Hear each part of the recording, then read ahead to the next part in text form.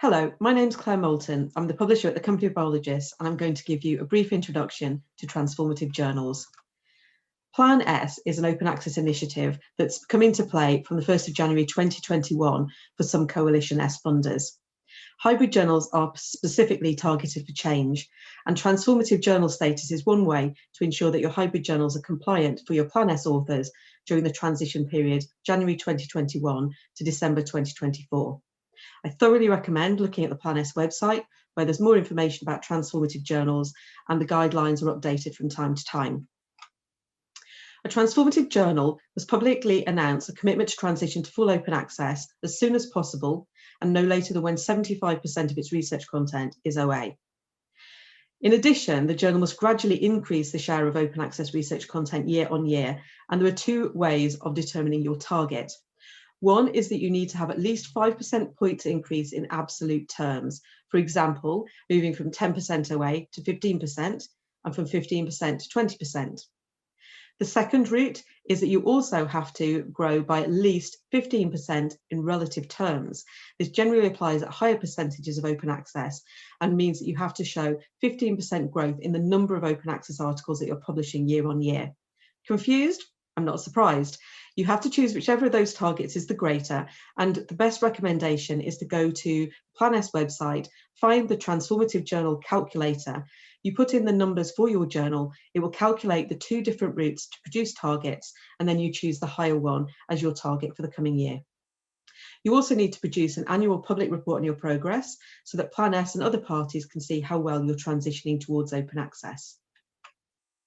There's a great deal of transparency behind a transformative journal.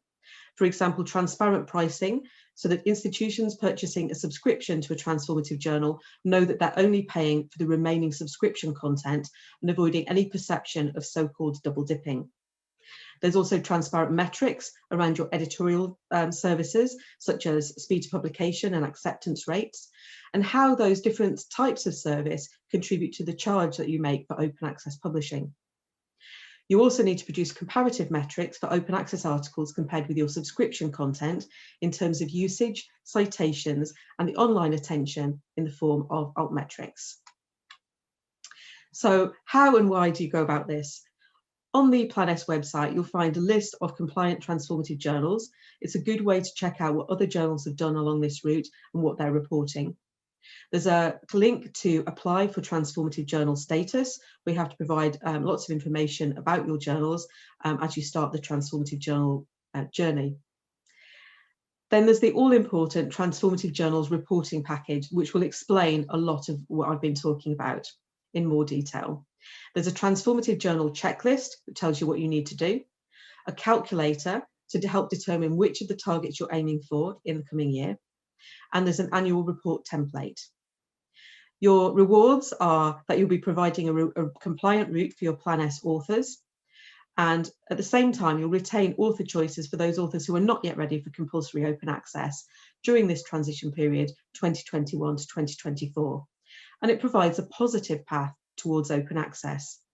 Your reward will be that when your authors go to the journal checker tool, no matter what their funder or their institution, they will be told, yes, publishing in your journal has a compliant option for them. Thank you very much.